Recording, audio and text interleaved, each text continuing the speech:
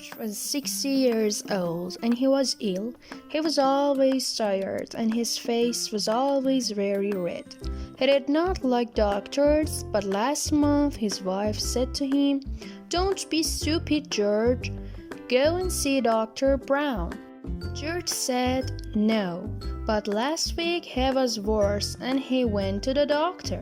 Dr. Brown examined him and then said to him, "You drink too much. Stop drinking whiskey and drink milk."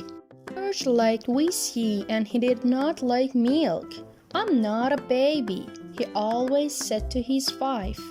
Now he looked at Dr. Brown and said, "But drinking milk is dangerous, doctor." The doctor laughed and said, "Dangerous? How can drinking milk be dangerous?" "Well, doctor," George said, "it killed one of my best friends last year."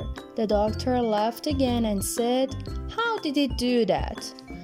"The cow fell on him," George said.